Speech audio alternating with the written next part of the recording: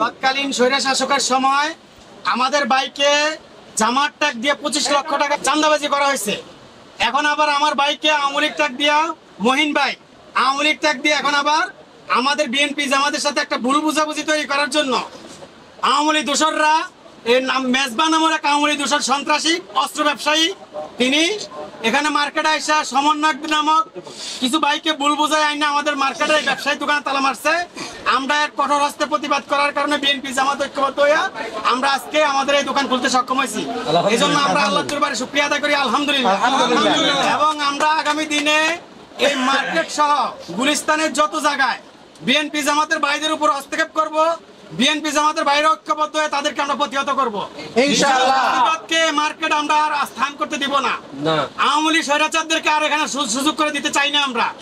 এবং আমরা আল্লাহ শুকরিয়া আদায় করি এবং আমার ভাইকে আজকে দোয়া করি, আমার ভাই যে 4 দিনে যে লস হয়েছে, ওনার ওয়াইফ হাসপাতালে অসুস্থ, তিনিও যেন সুস্থ হয় এবং ওনার ওয়াইফকে জন্য দোয়া করি, ওনার জন্য দোয়া করি, ওনার জন্য আল্লাহ তাআলা এই লস কভার করে দেয়।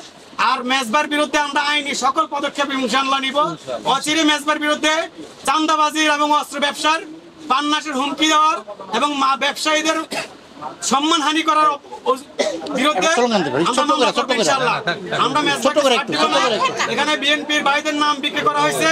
বিএনপির ভাইরা মূল সত্য কিছুই জানে না, এই ভাইদেরকে আমাদের বিরুদ্ধে লাগাই দেওয়া হয়েছে। এই জন্য আমরা আল্লাহ শুকরিয়া আদায় করি, আমরা বিএনপি জামাতের ভাই ঐক্যবদ্ধ আছি।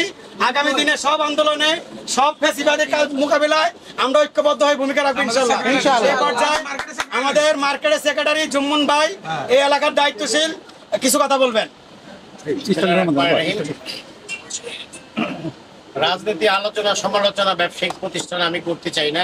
আমি সবাইরে শুধু একটাই পরামর্শ দিব, কোনো আর্থিক লেনদেনে স্বচ্ছতা বজায় রেখে ব্যবসা করবেন ইনশাআল্লাহ, যাতে কোনো রকম অন্যায় অবিচার মার্কেটে উপস্থাপন না হইতে পারে। সবাই সৎভাবে ব্যবসা করবেন, সততার সাথে ব্যবসা করবেন। আমি সবার সাথে আছি ইনশাআল্লাহ। আলহামদুলিল্লাহ, আজকের জন্য এখানে শেষ।